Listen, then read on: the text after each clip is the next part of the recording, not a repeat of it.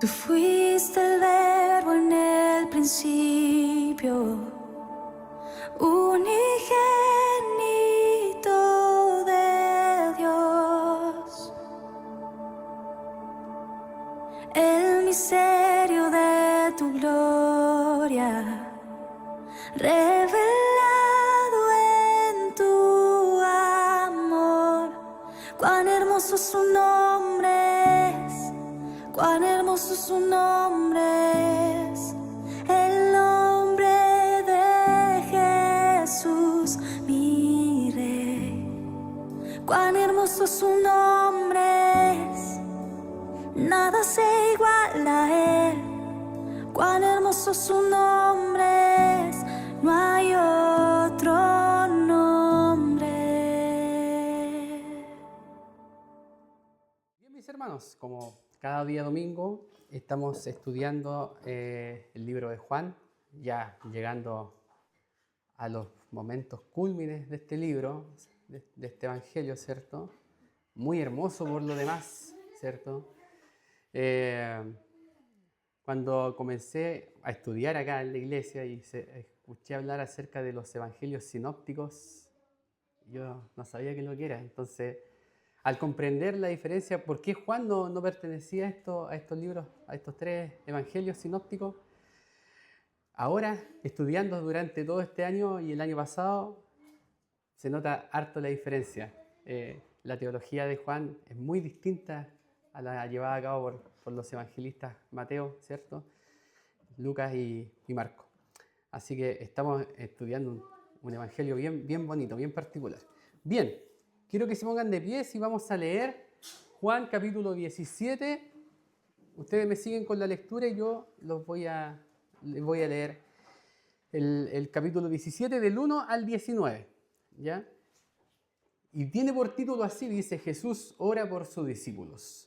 Estas cosas habló Jesús y levantando los ojos al cielo, dijo: Padre, la hora ha llegado, glorifica a tu Hijo, para que también tu Hijo te glorifique a ti.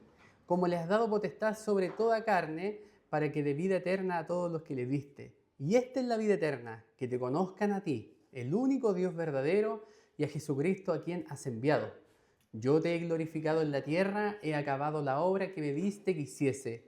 Ahora pues, Padre, glorifícame tú al lado tuyo, con aquella gloria que tuve contigo antes de que el mundo fuese. He manifestado tu nombre a los hombres que del mundo me diste, tuyos eran, y me los diste y han guardado tu palabra. Ahora han conocido que todas las cosas que me has dado proceden de ti, porque las palabras que me diste les he dado y ellos las recibieron. Y han conocido verdaderamente que salí de ti y han creído que tú me enviaste. Yo ruego por ello, no ruego por el mundo, sino por los que me diste, porque tuyos son, y todo lo mío es tuyo y lo tuyo mío, y he sido glorificado en ellos.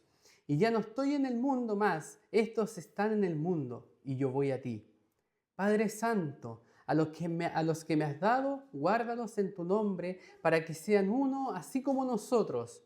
Cuando estaba con ellos en el mundo, yo los guardaba en tu nombre, a los que me diste. Yo los guardé, y ninguno de ellos se perdió, sino el hijo de perdición, para que la escritura se cumpliese. Pero ahora voy a ti, y hablo esto en el mundo, para que tengan mi gozo cumplido en sí mismos. Yo les he dado tu palabra, y el mundo los aborreció, porque no son del mundo, como tampoco yo soy del mundo.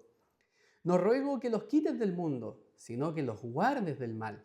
No son del mundo, como tampoco yo soy del mundo. Santifícalos en tu verdad, tu palabra es verdad. Como tú me enviaste al mundo, así yo los he enviado al mundo. Y por ellos yo me santifico a mí mismo, para que también ellos sean santificados en la verdad. Amén. Tomen asiento. A simple vista, hermanos, pareciera que esta oración fuera un trabalengua, pero cuando nos vamos deteniendo y vamos poniendo atención a lo que Jesús ora, nos damos cuenta que es un manantial. Y Juan nos presenta, hermano, lo que históricamente se conoce como la oración sacerdotal de Jesús. Esta es una oración íntima, ¿ya? Pronunciada la misma noche en que Jesús será arrestado. Falta poquito ya para comenzar con esta pasión. En los primeros versículos del 1 al 5, Jesús afirma con claridad, hermanos, que Él es el Hijo de Dios, que es el Hijo eterno, que comparte la gloria del Padre y que ha venido a cumplir una labor o una función específica. Desde allí, hermano, todo lo que sigue en esta oración se apoya en una sola verdad, en una verdad fundamental. Esta oración es eficaz, porque quien ora no es un hombre cualquiera, no es un hermano fiel, es el mismísimo Hijo de Dios, Jesucristo.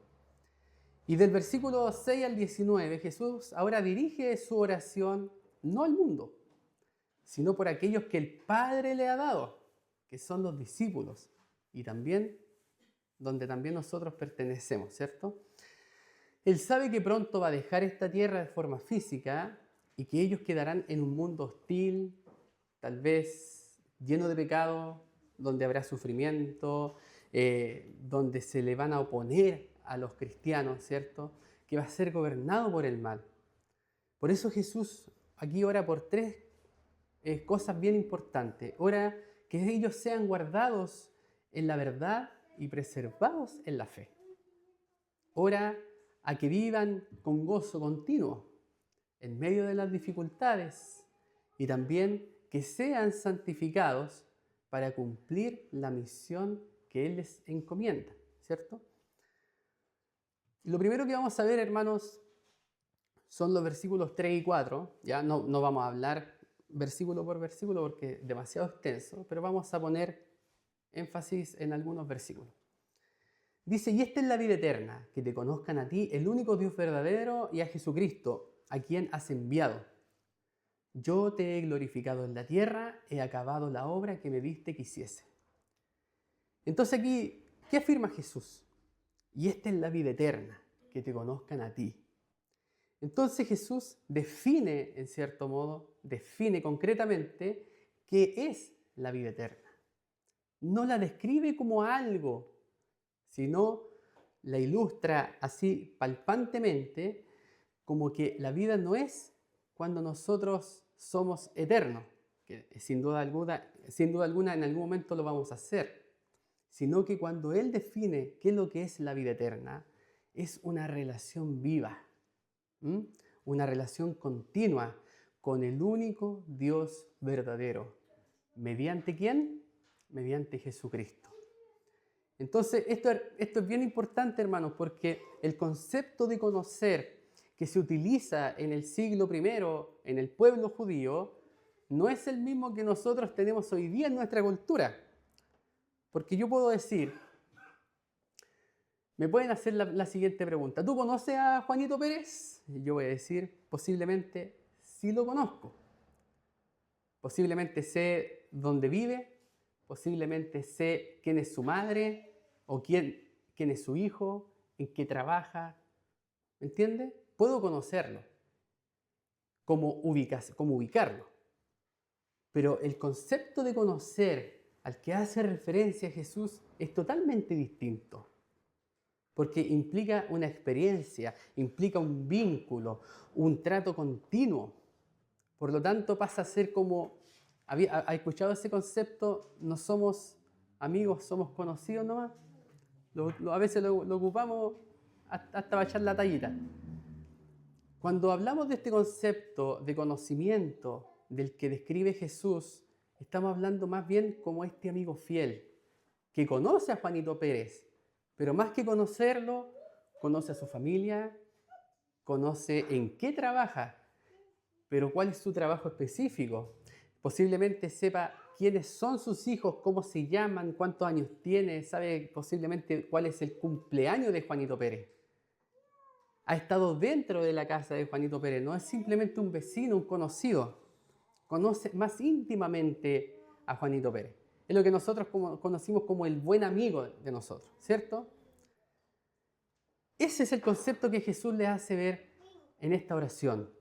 Porque, ¿qué implica conocer? Implica experiencia, como les dije. Implica un vínculo, indica un trato continuo, ¿ya? Una comunión constante. Y Jeremías, dando una profecía directamente de Dios, él dice, no se alabe el sabio en su sabiduría, ni el valiente se alabe en su valentía o en su fuerza. Y de hecho dice, y el rico no se alabe en su riqueza, más bien, y aquí viene algo sumamente importante, el que quiera alabarse, alábese en entenderme y en conocerme. Y termina incluso toda esta frase diciendo, porque estas cosas quiero, dice Jehová. Entonces continuamente Dios nos está llamando a que debemos conocerle. Aquí Jesús nos está diciendo, quiero que sepan ustedes acerca de Jesús. O sea, perdón, de Dios o de mi Padre. No quiero que ustedes sepan quién es. Quiero que lo conozcan. Quiero que ustedes sepan realmente quién es mi Padre. Por lo tanto, hermanos, la vida eterna no empieza cuando nosotros morimos, sino cuando entramos en una relación con Dios a través de Jesucristo. Y esto debe golpear nuestra vida como creyentes, como cristianos. Porque muchas veces podemos estar aquí, podemos venir domingo tras domingo, conocer la doctrina, tal vez conocer la Biblia de lado a lado y no estar viviendo en esta comunión con el Señor. Entonces, hermanos, si la vida eterna es conocer a Dios, entonces la pregunta debe ser, ¿estoy buscando a Dios? Si yo lo conozco y quiero conocer más de Él, ¿lo estoy buscando? Porque buscar a Dios no es solamente hacer actividades en la iglesia. No es venir cada día domingo, 1 hora y media, a un culto. No es conectarme simplemente a una oración o venir a un estudio bíblico. Preparar un comedor solidario, ¿cierto? Es mucho más. Es hambre por su palabra. Es dependencia en la oración. Es deseo de comunión continuamente con Él. Por lo tanto, hermano, aquí podemos nosotros echar mano de la palabra del Señor cuando el salmista dice, cuán dulces son a mis palabras tus palabras, y son más dulces que la miel. Por lo tanto, debemos nosotros añorar la palabra del Señor.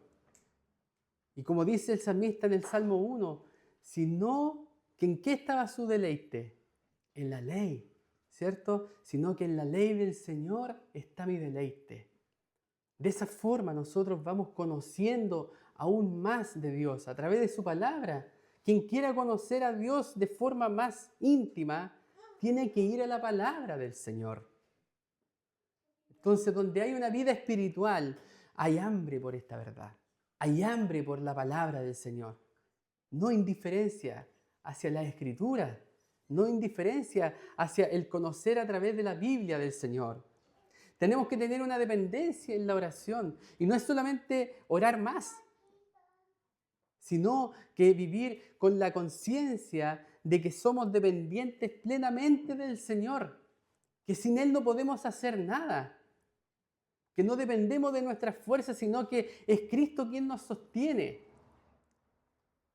Por eso aquí en Juan en este capítulo no son los discípulos los que oran, es Jesús. Él hace esta intercesión, Él ruega al Padre. La oración del creyente, entonces, hermanos, debe ser una respuesta a esta verdad del Evangelio que es mucho mayor. Somos nosotros sostenidos por Dios. Él nos sostiene y no nosotros a nosotros mismos. Porque su palabra dice que separados de mí, nada podéis hacer. Incluso dice en Filipenses que por nada debemos estar afanosos, sino que deben ser dadas nuestras peticiones delante de Dios. Y después vamos a ver por qué es necesario estar orando al Señor continuamente. Que debemos acercarnos confiadamente al trono de su gracia. Entonces aquí nos damos cuenta que finalmente el creyente que ora más no es el más fuerte. O si tú te crees fuerte no vas a orar más, sino que significa que tú reconoces tu debilidad, que reconoces tu dependencia absoluta con el Señor. La salvación, hermano, no es solo ser perdonado. No significa solamente que yo he sido perdonado por el Señor, sino, dice su palabra, que debo estar unido a Cristo. Debo estar unido a Él. Y donde hay unión con Cristo, hay un deseo de permanecer en Él. Como lo dice su palabra, ¿cierto? Que así como esta vid está ahí, los pámpanos están sujetos a esta vid. ¿Cierto? Nosotros somos los pámpanos. Debemos estar sujetados a esta vid. Por nuestra fuerza, por nuestro mérito, por yo quererme mejor, no vamos a ser capaces. Estas tres cosas, hermanos, el hambre por la palabra, la dependencia en la oración, buscando a Dios día a día, el deseo de estar continuamente en comunión con Él, como les decía, no son la causa de nuestra salvación, sino que es el fruto de Cristo que nos guarda, nos santifica y nos sostiene en esta verdad. Y con eso yo voy conociendo a Dios cada vez más. Busquémosles en la oración, busquemos en escudriñar su palabra, en tratar de estar en comunión cada día, cada momento, que toda nuestra vida, nuestro día a día, sea pensando en Él.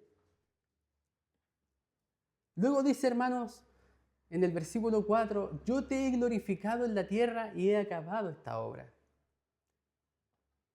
He acabado esta obra. Él no está siendo una persona jactanciosa, no está siendo presuncioso, no se está creyendo por todas las cosas que hizo, sino que simplemente es una obediencia perfecta.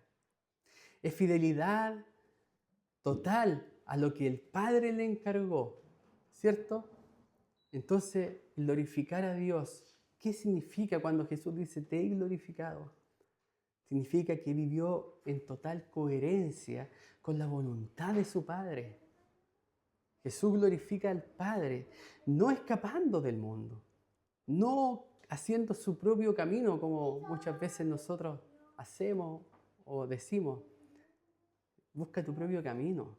No, Cristo obedeció a su Padre, lo obedeció, no escapándose del mundo, sino obedeciendo en medio de él.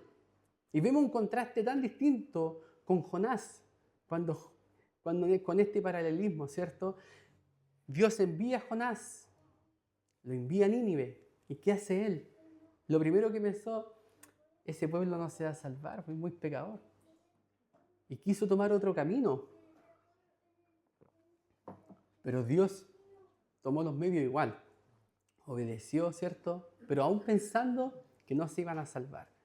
En cambio Jesús obedeció perfectamente a la voluntad de Dios, aún sabiendo lo que iba a padecer.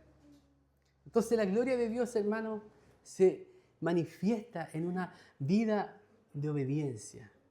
Yo te he glorificado en la tierra y he acabado la obra que tú me diste. Entonces Cristo glorifica al Padre no porque fue aplaudido, sino porque obedeció perfectamente ese mandato que fue recibido por el Señor a través de Dios. Incluso cuando esa obediencia, esa sumisión lo iba a llevar al sufrimiento y a la cruz. Entonces, cuando nosotros miramos la vida de Jesús, este texto, hermano, inmediatamente nos va empujando a una pregunta. ¿Estoy glorificando a Dios con mi vida? Jesús glorificó a su Padre no buscando ser alabado, no buscando los aplausos, tampoco evitando el sufrimiento, sino obedeciendo hasta el final a lo que el Padre le encomendó. Pero muchas veces nosotros queremos obedecer a Dios, pero a nuestra manera. Queremos obedecer a Dios, pero cuando vienen las pruebas, las dificultades, ahí ya no queremos obedecer a Dios, porque nos parece muy pesado llevar esta carga. En cambio, Jesús obedeció silenciosamente, aceptando y sabiendo que la gloria de Él era aún mayor. Entonces, hermanos, esto mismo ocurre con nosotros. Nosotros no obedecemos para ser salvos. No merecemos para que Dios nosotros nos gloriemos de estas cosas. Obedecemos porque hemos sido salvados.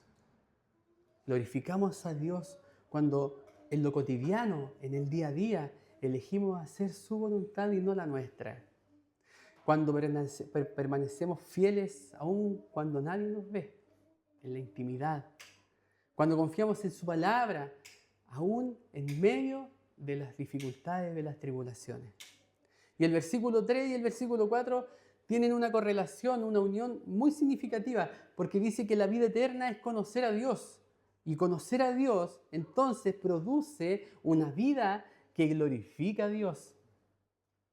Entonces, estas dos cosas no se pueden separar. Nadie glorifica a Dios verdaderamente si no lo conoce. Y quien dice que conoce a Dios, vive sin desear, y nadie que conoce a Dios vive sin desear glorificarlo. Por lo tanto, ¿estoy conociendo a Dios realmente? ¿Estoy glorificando a Dios aquí en la tierra? La vida eterna entonces no comienza cuando dejamos esta tierra. Ya nosotros estamos viviendo esta vida eterna. Porque estamos conociendo a Dios. Y conocer a Dios siempre nos lleva a vivir para su gloria aquí y ahora. No mañana, hoy. Luego, hermanos, vemos en el versículo 11 y dice, y ya no estoy en el mundo, mas estos están en el mundo.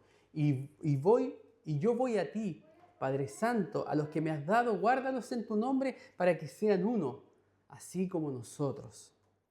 ¿Y qué significa guárdalos en tu nombre? En Juan, cuando Juan habla acerca del nombre de Dios, no es simplemente una etiqueta, ¿cierto? Sino es una revelación literal de quién es Dios. Cuando Jesús dice, he manifestado tu nombre, en el versículo 6, Él está diciendo, he dado a conocer al Padre, o te he dado a conocer a ti tal como tú eres, o como tú eres, lo que Él es. Por eso cuando dice, guárdalos en tu nombre, Él está diciendo, guárdalos en esta verdad que yo he revelado acerca de ti. Guárdalos en el Evangelio. No es una protección genérica o general, sino es preservación doctrinal y espiritual. Doctrinal porque dice su palabra en Juan capítulo 8 que si ustedes permanecéis en mi palabra, y ahí está la doctrina, la verdad, ¿qué os hará? Libre. Por lo tanto, es doctrinal y es espiritual. Dios guarda a su pueblo entonces manteniendo en la verdad que ha sido revelada, en esta verdad que ha sido revelada, y no fuera de ella. Por eso cuando Jesús ora para que el Padre lo guarde, Él está diciendo, guárdalo, permaneciendo en esa relación viva contigo, que permanezcan contigo, que estén en una completa comunión. Y esto se va a conectar directamente con el versículo 15 porque dice, no ruego que los quites del mundo, sino que los guardes del maligno. Porque no somos guardados sacándonos del mundo, sino que somos guardados dentro del mundo, permaneciendo en esta verdad del Evangelio. Colosenses capítulo 1 dice que debemos permanecer fundados y firmes en la fe. Por lo tanto, ¿para qué? Para que seamos uno, así como nosotros somos uno. Así dice Jesús. Entonces Jesús no está orando para una uniformidad o una unión externa, sino por una unidad espiritual y ontológica, concreta. Así como la unión entre el Padre y el Hijo, que es real, que es inseparable, que es viva y es eterna, Jesús pide que esa misma calidad de unión, que esa misma gotita esté con nosotros, que exista entre Él y nosotros, entre Él y su iglesia. Y dice su palabra que en Juan capítulo 15, como le decían antes, en esta alusión que hace o esta alegoría que hace acerca de la vid, dice que ustedes deben permanecer en mí y yo en vosotros. Unión. No podemos estar separados del Señor. Y el que se une al Señor, un espíritu es con Él. Primera de Corintios. Entonces, esta unidad de la iglesia va a fluir cuando nosotros estamos conectados con Cristo. Hoy día nosotros gozamos del ya, pero todavía no. En esta unión que un día será plena, completa. Ya estamos unidos a Cristo, porque dice su palabra que nuestra vida está escondida con Cristo en Dios. Y que todavía nosotros, a pesar que no vivimos en esta unión plena, completa, porque dice su palabra que aún no se ha de manifestar lo que hemos de ser. La unión igual es real, hoy día, es real, pero será perfecta cuando seamos completamente glorificados y transformados.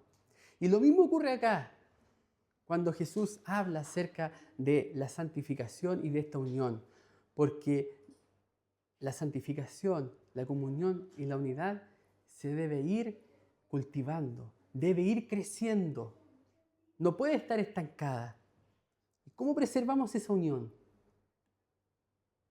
La unión con Cristo ofrece, hermanos, efectos horizontales y verticales.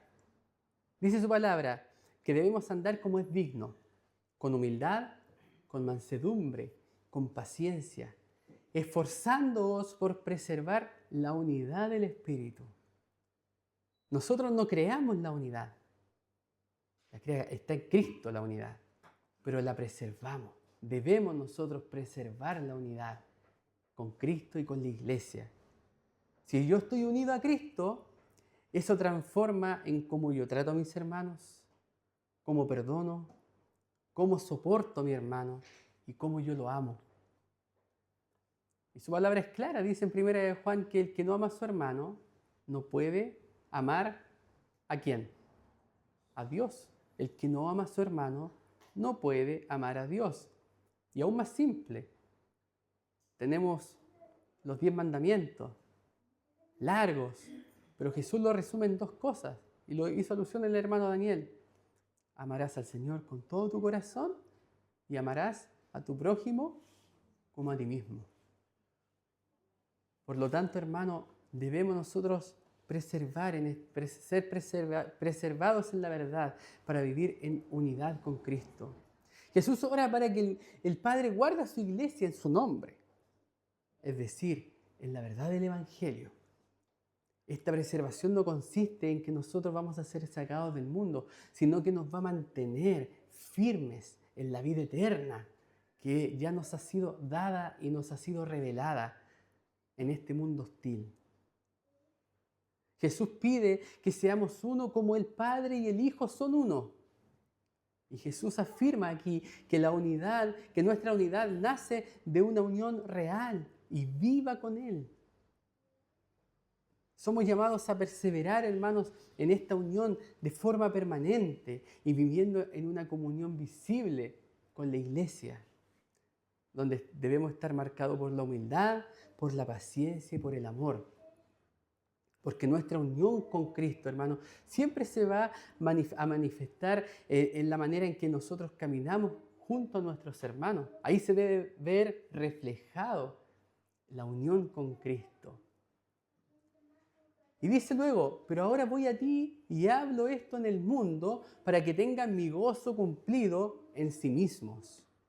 Y esta no era una noche fácil para el Señor, estaba a punto de ser arrestado y al otro día iba a morir.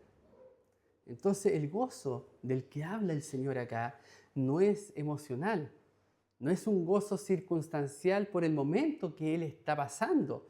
No nace de una noche tranquila porque iba a ser turbulenta, sino de una certeza absoluta, hermano, de que todas las cosas están seguras en el Padre. Jesús vive y ora con esta convicción: nada escapa del gobierno soberano de Dios. Todo está bajo control. Y ese mismo gozo es el que Cristo desea para sus discípulos. ¿Por qué? Porque ellos van a quedar en un mundo peligroso, en un mundo hostil, en un mundo opositor al Evangelio. Van a ser odiados, no por hacer el mal, sino simplemente porque no pertenecen al mundo, así como Cristo tampoco perteneció a él. Y dice su palabra que si el mundo os odia, en el capítulo 15 de Juan, sabed que a mí me han odiado que a mí me ha odiado antes que a vosotros. O sea, el mundo ya odió a Jesús mucho antes que nosotros fuéramos odiados, los discípulos fueran odiados por la gente. Por eso Jesús no ora para que para que el Padre o Dios los saque del mundo, sino que dice, no ruego que los quite, sino que los guardes ¿de quién? Del maligno. Y este guardar, hermano, no significa que no vamos a tener sufrimiento. No significa que vamos a ser exentos de pasar padecimientos, sino que este guardar es una protección espiritual. Jesús ora entonces para que en medio de las tribulaciones, en medio de las pruebas, de las dificultades, nuestra fe no sea destruida, sino que sea mantenida. Y podemos ver un ejemplo claro cuando Jesús se acerca a Pedro y le dice, ¿sabes qué? Satanás te ha pedido para zarandearte. ¿Y qué le dice él? Jesús le dice, pero yo he rogado por ti. Yo he rogado por ti para que tu fe no falte. ¿Fuiste tú el causante de decir, fui fuerte y vencí al diablo? ¿Ha sido así cuando has pasado la prueba y has vencido la enfermedad, las tribulaciones, la angustia? ¿Tú has dicho a lo mejor, yo vencí, yo fui capaz con mi propia fuerza? No, fue Jesucristo. Fue Cristo intercediendo por nosotros, así como lo dice con Pedro. Yo he rogado por ti para que tu fe no falte. El enemigo, hermano, nos puede afligir, nos puede tentar, nos va a oprimir, pero no puede destruir, hermano, la fe de aquellos por quienes Cristo intercede. Él intercede por nosotros, intercede por sus escogidos, intercede por sus hijos. Por lo tanto, tu fe va a estar siempre firme, anclado a la roca. Así que no desfallezca, hermana Graciela. A pesar que esté pasando dificultades, mantenga su fe intacta en el Señor, porque Él nos sostiene. Y luego, hermano, dice el Señor, dice Pedro, hablándole a la iglesia, sed sobrio y ¿qué? Y velad. Y resistid firmes ¿en qué? En la fe. Dios no solo gobierna sobre nuestras vidas, también gobierna sobre el enemigo. Y nada de lo que nosotros vivimos está fuera de su dominio. Él lo domina todo. Él lo tiene todo bajo control. Por lo tanto, hermano, Él dice, santifícalos en tu verdad, y tu palabra es verdad. Esto nos lleva a otra cosa, porque aquí vemos que Dios no solamente pide que nos preserve Dios, sino que también nos santifique. Y esta santificación se expresa en 3 dimensiones, hermanos, bíblicas. Una santificación posicional, una santificación progresiva y una santificación misional. Esta santificación es posicional porque ya hemos sido llamados santos, ¿cierto? A través de la muerte de Jesucristo hemos sido llamados santos, apartados. Pero también existe una santificación progresiva, donde nosotros estamos siendo transformados día a día, continuamente por el poder de Dios. Y también tenemos una santificación misional, que lo vamos a ver un poco más adelante, porque somos apartados para ser enviados al mundo. Por lo tanto, cuando Jesús está rogando por nuestra santificación progresiva, o sea, por un crecimiento continuo en esta verdad del Evangelio, en el conocimiento de Dios y por medio de su palabra, Él nos está iluminando y Él está diciendo, lámpara es a tus pies tu palabra y lumbrera nuestro camino. ¿Cierto? Así debe ser la palabra del Señor para nosotros, santificándonos cada día debe ser nuestro propósito, debe ser nuestro objetivo, santificarnos día a día para agradar al Señor. Que su verdad corra como agua, como manantial en nuestra vida, para ser llenados del poder del Espíritu Santo. Porque de esa forma nosotros vamos a estar preparados y el Señor nos va a seguir preparando para ir a la misión. Y esta santificación, hermanos, tiene un propósito claro. Como tú me enviaste al mundo, yo también los he enviado al mundo. Versículo 18. Entonces la santificación, hermano, no es un tema aparte de la Gran Comisión. Es lo que la sostiene. Por eso Jesús ora primero, santifícalos en tu verdad, porque tu palabra es verdad. Porque Él sabe que la iglesia que no es transformada, que no es santificada por la palabra, no puede dar un testimonio fiel de ella. Es como lo que le pasó a Job. Él pensaba que conocía a Dios. Él pensaba que era un hijo que agradaba a Dios. Pero después que pasa toda esta prueba, todo, y empieza a conocer a Dios verdaderamente, él dice, yo de oídas te había oído. O sea, simplemente toda mi vida, porque era un hombre ya mayor, no te había conocido. Pero hoy día sí, y mis ojos ven, ¿cierto? ¿Quién eres realmente? Estoy parafraseando, hermano, porque no sé cómo dice textual. Pero por ahí va, ¿cierto? Entonces, hermano, Jesús lo que dice primero, santifícalos en tu verdad, porque tu palabra es verdad. La iglesia tiene que ir siendo transformada. Y enseguida, hermano, continuamente une la santidad con la misión.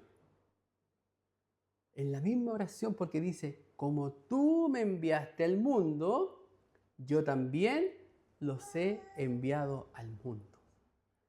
Entonces, Dios nos aparta, Cristo, y cierto, Dios nos aparta del pecado y nos forma, nos transforma en esta verdad del Evangelio, en el conocimiento pleno de Dios, para enviarnos al mundo, para que los que no conocen a Cristo y que han de ser escogidos, le conozcan. Entonces cuando Jesús dice, uniéndolo con la gran comisión, dice, ir y hacer discípulos, Él no está empezando otra obra, sino que está poniendo en marcha lo que Él ya había pedido en Juan 17, porque ya esta petición se la hace en los versículos finales de Mateo, cuando está pronto a ascender a los cielos. Y Juan 17 es antes de la muerte y la resurrección de Cristo. Por lo tanto, cuando Jesús dice ir y hacer discípulos, no está empezando algo nuevo, sino que es la continuación de esta oración de Juan 17. Está poniendo en marcha entonces lo que Él ya había pedido, una iglesia santificada que vive lo que predica. Y Dios, hermanos, va haciendo posible todo este proceso de santificación por medio de esta oración eficaz de Cristo. ¿Y hacia qué lo orienta? Hacia la misión. La estrategia, por así decirlo, de Dios entonces para impactar al mundo no es un espectáculo, no es un gran templo apoteósico con una cúpula de oro, una cruz hecha de diamante, sino una iglesia santa, una iglesia fiel y que persevera. Por eso, hermanos, es importante que la iglesia, nosotros, oremos por nuestros líderes, que nosotros oremos por quienes nos llevan, nos guíen en esta iglesia. Y no solamente aquí en San Carlos, sino a nivel nacional, orar por la Iglesia Presbiteriana de Chile y por todas las iglesias, para que Dios levante hombres capacitados por el Espíritu Santo, hombres transformados, santificados, que amen a Dios, para que nos enseñen a nosotros y nosotros poder luego llevar estas nuevas de salvación a las naciones, que es lo que vamos a ver la próxima semana con nuestro hermano Felipe. Le estoy preparando el camino, así igual que Juan a Jesús. Entonces, hermanos, Juan 17 nos enseña estas cosas que están en Jesús. Que su iglesia sea guardada en la verdad, que sea sostenido con gozo y que sea santificada para ser enviada a las naciones.